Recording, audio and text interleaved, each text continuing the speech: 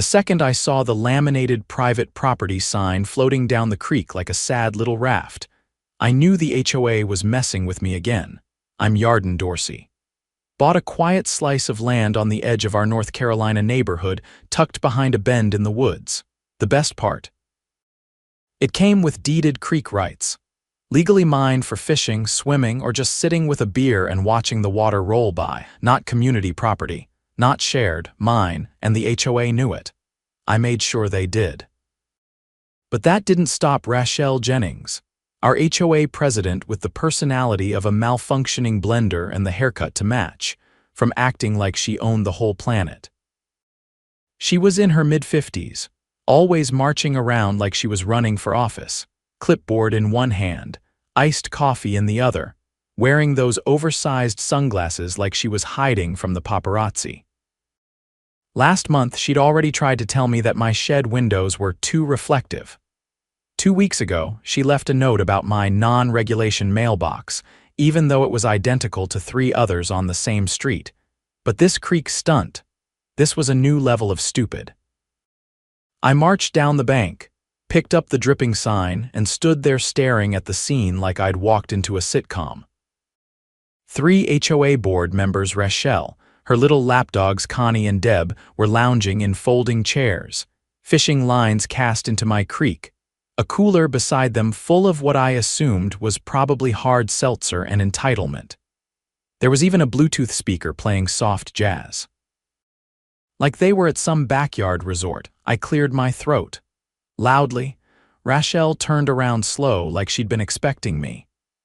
"Oh, hey there, Yarden," she said with that fake cheer she always used when she was about to say something deeply condescending. "We figured since it's just a little creek, it wouldn't hurt to enjoy it as a community, you know. It's not like you're using it every day." "Let me stop you right there," I said. "That's private property, you're trespassing." Connie snorted. "Don't be dramatic." "It's just water." "Yeah." I held up a laminated copy of the deed I kept stored in a Ziploc under the porch. "This says otherwise. Creek rights are mine all the way from the bridge to the old oak." Rachelle rolled her eyes. "Well, we voted last month to open it up to HOA members." "Community access was approved." I stared at her. "You can't vote to give away something you don't own. That's not how property law works." She waved her hand. "Don't be difficult, Yarden. We're not harming anything. Besides, we've been coming here for weeks." That last part made my jaw clench. Weeks. I turned and headed back toward my house. Didn't say another word, just walked, because I had cameras. And now I knew I needed to check the footage. The moment my boots hit the porch steps, I was already dialing up the feed from the 4 cameras strung across my back lot.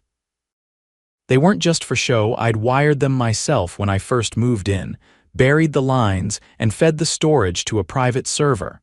Not even the tech-savvy could scrub it. I hadn't checked the creek cam in weeks, not since early spring when a possum tried to drown itself in my tackle box. But now, with that little jab from Rachelle about coming here for weeks, I had a very specific reason. The footage loaded slow, but when it did, I sat down hard in the kitchen chair, one hand gripping the edge of the table tighter than I meant to. There they were. Not just fishing. Not just lounging, they'd brought a chainsaw.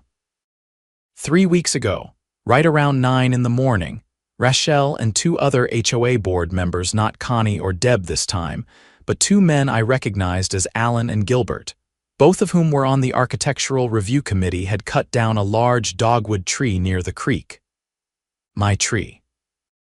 They dragged it a few feet, then used the trunk as a makeshift bench. 2 days later, they came back with bags of gravel and spread them over the mud path leading down. Another visit. They installed a rope swing off the low sycamore. The worst of it. One clip showed a group of kids, at least 6 of them, splashing in the water while the adults supervised from lawn chairs, beer cans in hand. I pushed away from the table, the chair screeching across the tile. This wasn't just trespassing. This was vandalism, endangerment, and illegal construction on private land. I printed the footage stills, time stamped and clear, and locked the originals in a fireproof box. Then I made 2 calls. First, to a friend of mine, Monica Vega, former county prosecutor turned real estate attorney who owed me a favor from a land dispute I'd helped her sort out last year. Second, to the sheriff's office. By mid-afternoon, Deputy Harris was standing in my backyard, arms crossed, watching the footage on my tablet. "Yeah," he said after a long pause, "this is going in the report. They altered the land without permission. Cut down a tree, set up what looks like a recreation area and invited minors onto private property without the owner's consent. That's a cocktail of violations." "Can you cite them?" I asked. "Oh, we're past citations," he said. "You want to press charges?" I didn't even hesitate. "Yes," he nodded. "Good, I'll file this under criminal trespass and property damage. You'll get a case number by morning." I walked him back to his cruiser, then stood in the driveway feeling a strange mix of satisfaction and unease. I'd expected a fight. What I hadn't expected was how deep their arrogance ran. They hadn't just crossed a line, they'd treated my land like it was theirs to renovate, Monica called later that night. "I reviewed the deed and easement language," she said. "It's airtight. Your property line extends 6 feet past the creek's northern bank. The tree they cut was well within your boundary. If they built anything down there, even a gravel path, that's considered a structural alteration. If you want to take this civil as well as criminal, I can file an injunction and a claim for damages." "Do it," I said. "Also," she added, "I pulled the HOA bylaws from the county clerk's office. They don't list your parcel under their jurisdiction. You're not technically a member." I blinked. "Wait, what? You're adjacent to the HOA zone, but not within its legal boundaries. They've been sending you fines and notices without any legal authority. That, my friend, is fraudulent behavior." I grinned for the first time all day. "So I'm not even in their little club, not even remotely." The next morning, I drove straight to the county courthouse and filed a formal complaint for trespass, vandalism, and attempted annexation of private property. Monica emailed me the drafted civil suit paperwork by noon. That afternoon, I walked back down to the creek. The rope swing was still there, swaying gently in the breeze like it didn't know it was evidence in an active case. Bits of gravel crunched under my boots as I stepped closer to the bank. I took pictures of everything: the gravel, the cut tree stump, the swing, the beer can someone had left behind. Then I printed all of it at the UPS store and dropped copies at the sheriff's station. By the time the citations were officially served 2 days later, the neighborhood grapevine had already kicked into overdrive. I was unloading groceries when my neighbor, Frank, a retired mechanic with a husky that barked at everything except thunder, wandered over. "Yarden," he said, "you really got them served?" "Sure did." He gave a low whistle. "Heard Rachel was yelling at the deputy like he was a waiter who forgot her salad dressing. She'll need a new hobby," Frank chuckled. About time someone stood up to them. That evening, a few more neighbors stopped by. A young couple from 3 houses down brought a lemon pie and asked if I'd be willing to share the footage with others who'd gotten fined or harassed. One woman, a nurse named Patris, said the HOA had threatened her with daily penalties over parking her car too close to the mailbox, despite having a driveway that curved exactly as city code allowed, so I started a folder. Not just for me, but for everyone. I called it HOA Overreach. Each folder had its own section: illegal citations, misrepresented boundaries, harassment, and now trespass. By the weekend, word had spread far enough that the HOA board called an emergency meeting at the community center. I didn't attend. I wasn't a member after all. But Monica did. As my legal representative, she had every right to be there, and she brought packets. Each board member got one. Inside, the footage, the civil complaint, the legal notice of their lack of jurisdiction over my parcel, and a warning that any further action taken against me would be considered harassment under state law. Monica told me later Rachel turned the color of fermented cranberry juice. The fallout was swift. By Monday, Gilbert had resigned. Connie tried to claim she'd never really supported the creek outings and blamed Deb, who was last seen arguing with a landscaper about whether her rose bushes violated the new xeriscape policy. The rope swing was quietly removed in the middle of the night, but it didn't matter. The damage was done, not to my land that could be restored, but to their credibility. The sheriff's office followed up with formal citations to all 5 members who'd appeared on the footage, including Rachel. Community trespass, unauthorized land alterations, and endangerment of minors.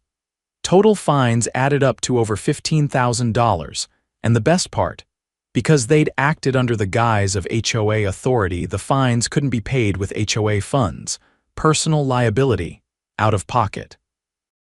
I spent the next few days repairing the creek path, planting a new dogwood sapling, and adding 2 more cameras just in case. But honestly, I wasn't worried. Not anymore. Because now the entire neighborhood had seen what happens when you mess with the wrong property owner. And I had paperwork to prove it. 3 days after the emergency HOA meeting, a white SUV with tinted windows rolled up to the edge of my property and sat idling for nearly 10 minutes. I stood behind the screen door, arms crossed, watching as the driver, someone I didn't recognize, snapped photos of the creek, the new sapling, and my mailbox. He didn't approach, didn't say a word, just documented and drove off. I didn't need a name to know where he came from. Monica confirmed it the next day. She'd intercepted a request filed by the HOA's law firm for a property reassessment due to recent alterations made by the occupant. It was a weak attempt to trigger a zoning review, hoping to find a loophole to undermine my property lines or environmental impact compliance. Classic move when cornered. Shift the focus, create doubt, and stall. But it backfired in record time. The county planning department had already been looped in by Deputy Harris for the original trespassing report. When they saw the reassessment request and matched it to the sheriff's active case, it raised red flags fast. An inspector showed up the next morning, clipboard in hand, not to investigate me but to initiate an audit of the HOA's own zoning compliance. "I've got 6 open complaints in this district," he told me while walking the creek perimeter. "Yours just made the 7th. They've been pushing boundaries literally on multiple properties." He pointed out pink survey flags I hadn't noticed before. "This one here, that's your legal corner. You're clean. But the HOA's community garden, it's encroaching onto county land by about 20 feet. He took photos, made notes, and left with a copy of my deed. I didn't ask what would happen next. I already knew. By the following week, it wasn't just the sheriff's office knocking on doors. It was the county code enforcement team and 2 agents from the Department of Environmental Quality. Apparently, the gravel they spread by my creek had disrupted a protected runoff channel, and since it was done without permits, the HOA was now facing a state-level violation. I hadn't even filed that complaint. Someone else had. Turns out, after Monica shared my footage with a few other residents, one of them, a retired biology teacher named Mr. Givens, took it upon himself to forward it to the DEQ. He'd been quietly documenting runoff issues since the HOA rerouted part of a drainage ditch last summer, and now he had proof of unauthorized construction near a waterway. "This whole thing's been a long time coming," he told me while adjusting his fishing hat. "They tried to fine me last year for composting leaves, called it organic waste accumulation." He shook his head. "Meanwhile, they're dumping gravel into a protected channel like it's a sandbox. Within days, a cease and desist order was issued against the HOA for any further land alterations. The community garden was fenced off pending review. And best of all, the HOA's lawyer officially withdrew from representing them, citing conflicts of interest after discovering that Rachel had withheld details about their unauthorized use of my land. That's when everything started unraveling. The board called for a closed-door session to discuss restructuring. But the residents weren't having it. A group of volunteers organized an open forum in front of the community center, bypassing the formal HOA channels. They passed out flyers, brought folding chairs, and invited anyone with a complaint, concern, or story to share it publicly. I didn't plan to speak. But then Rachel showed up. She stood across the crowd, arms folded, flanked by Deb and Connie like she was still in charge of something. When a father of 3 described how the HOA had fined him for installing a toddler swing in his own backyard, citing unauthorized equipment, Rachel interrupted him. "Let's not confuse enforcement with harassment," she said loudly. "We've followed our bylaws to the letter." That's when I stepped forward. "You mean the same bylaws that don't apply to my property?" I asked. The crowd turned. "Or the ones you used to justify cutting down a tree on land that never belonged to you?" Rachel visibly stiffened. I held up a manila folder. "These are the updated enforcement reports," I said. "From the county, the sheriff's office, and the DEQ, you've got pending fines totaling over $25,000, and that's before the civil suit." Whispers rippled through the crowd. Rachel tried to cut me off, but I just raised my voice. "And just so everyone knows, I've submitted a formal complaint to the state HOA Oversight Board. I'm not the only one. According to the registrar's office, at least 9 of you were fined for violations that don't exist in the actual code." "That's financial misconduct." Deb muttered something, but Connie was already inching away. "Also," I added, "I've hired a surveyor to document any HOA encroachments on private property. If your fence line's been moved or if you've received a notice that doesn't match your deed, get it to me. We're compiling a class action lawsuit." The silence that followed was thick enough to chew. The next morning, I got a call from an investigator with the state attorney general's office. Apparently, the HOA's fines and citations, especially those issued to non-member properties, could constitute fraud under consumer protection laws. They were opening a formal inquiry. It didn't take long for subpoenas to start flying. The HOA's bank records were requested. So were their internal emails. And once those came out, the real rot surfaced. Turns out, Rachel and Gilbert had approved reimbursements to themselves for maintenance equipment that never showed up. Over $8,000 in receipts, half of which traced back to a landscaping company owned by Gilbert's nephew. With the AG involved, things escalated fast. Rachel was arrested 2 weeks later on charges of falsifying financial records and conspiracy to defraud. Gilbert was charged as a co-conspirator. The HOA's operating account was frozen. Deb and Connie tried to claim ignorance, but the email chains showed they'd both signed off on the creek beautification project even after Monica sent them the boundary documentation. Meanwhile, I finalized the civil suit with Monica. We didn't just go after damages for the tree and the trespassing, we included restitution for legal fees, land restoration, and emotional distress. The judge fast-tracked it under public interest since it involved a governing body acting outside its authority. We won. Full payout. Plus a court order mandating that the HOA post signage clarifying their jurisdiction boundaries. But the best part came during the final hearing. Monica handed the judge a final motion signed by over 40 residents requesting the dissolution of the HOA's current board under a provision in their own charter. With 2 members under criminal indictment and the 3rd resigning mid-investigation, it passed unanimously. A new board was elected within the month. This one made up of regular homeowners, a nurse, a retired firefighter, even Mr. Givens joined. They voted to freeze all fines and reassess every policy from scratch. One evening, about a month after the dust settled, I walked back down to the creek. The new dogwood was starting to take root. The rope swing was long gone. The gravel path had been cleared, the runoff channel repaired by a team of volunteers from the neighborhood. Frank passed by with his husky and gave me a nod. "You know," he said, "I think this place finally feels like a neighborhood again." I nodded, resting a hand on the wooden post I'd installed to mark my boundary line. Took a lot of noise to get to the quiet.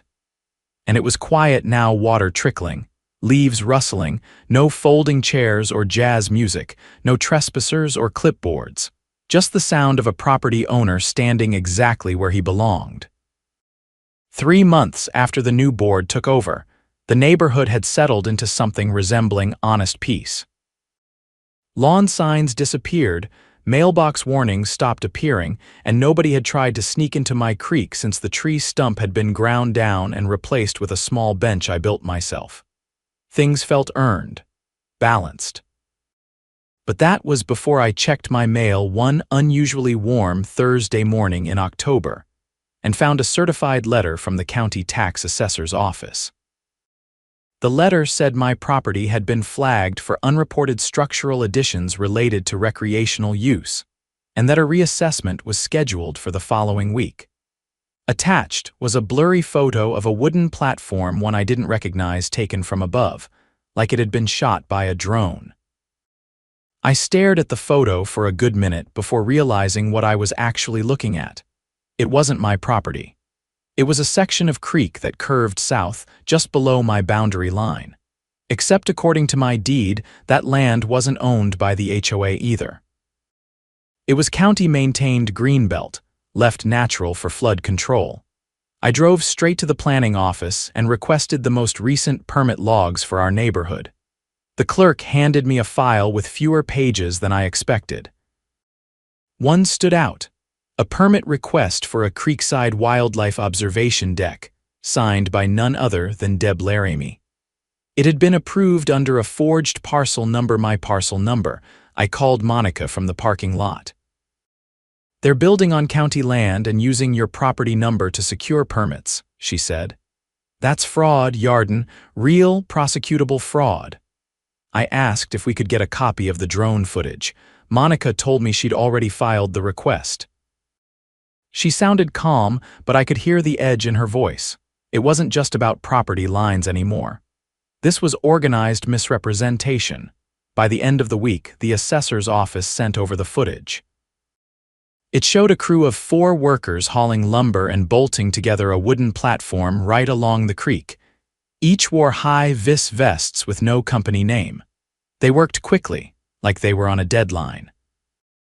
The footage was time-stamped 5 weeks earlier while the board transition was still happening. I drove out to the site myself, followed the bend down past the public trailhead, and spotted the deck. It wasn't huge, maybe 10 feet by 12, but it had posts, a railing, and a mounted sign that read Community Observation Point, property of Cedar Hollow HOA. There was a second sign nailed to a tree behind it, a warning. Trespassing on HOA property is a violation. Cameras in use. I took photos. Then I called the county sheriff. Deputy Harris and a second officer showed up with a representative from the Department of Public Lands that afternoon. After 10 minutes of quiet discussion, the county rep turned to me. "They not only built on public land," she said, "they misfiled the permit under your lot. That's identity misappropriation. They're lucky they didn't run power lines out here or it'd be a federal matter." Deputy Harris nodded. "We'll need statements. And I'll be following up with the district attorney. This isn't just civil. This is criminal misrepresentation of government documents." The next morning, Deb was arrested. It happened before sunrise. 2 cruisers, no sirens. She was escorted out of her house in a robe, yelling about a misunderstanding. That afternoon, the new HOA board issued a public statement disavowing the platform project. They claimed Deb had acted alone, using leftover funds from the previous administration without board approval. But Monica found evidence that told another story. While digging through the HOA's financial disclosures, now legally required to be posted monthly, she found a strange series of reimbursements labeled environmental upgrades. The payouts had been approved by Connie, who'd quietly resigned 2 weeks into the new board's term, citing health issues. One of those disbursements matched the exact cost of materials used in the platform construction. We met with the assistant DA in her office downtown. Monica laid out the records, maps, and permit logs. She explained how Deb and Connie had used my parcel number to bypass the county's public land restrictions, redirecting funds from a discretionary account that was never audited under Rachel's administration. The Ada face didn't change much, but her tone did. This wasn't just fraud. It's conspiracy. They knew they couldn't build on county land, so they used your ID and hoped to bury it before anyone caught on. That's a felony. Within 48 hours, warrants were issued. Connie was picked up at her sister's place in Raleigh. During questioning, she admitted that Rachel had been the one to suggest the project before her arrest. They planned to frame it as an ecological improvement funded by member donations, then quietly absorb the space into the HOA's claimed boundary map. Only problem: they never expected the county to cross-reference parcel numbers.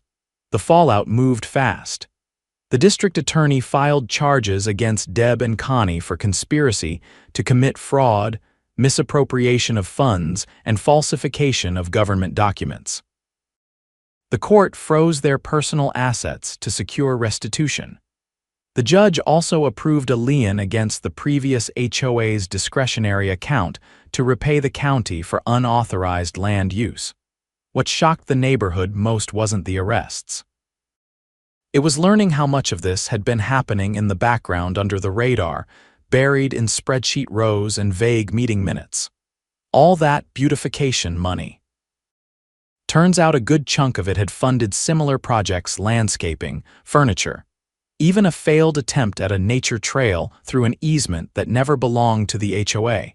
The county revoked their nonprofit status.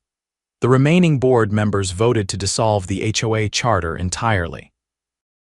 Not suspend, not restructure, dissolve. It passed unanimously. They filed the paperwork with the state, effectively disbanding the organization and transferring any remaining funds after restitution to a neighborhood improvement trust managed by a third-party stewardship group. No one would be fined again. No more bylaws, no more compliance inspections.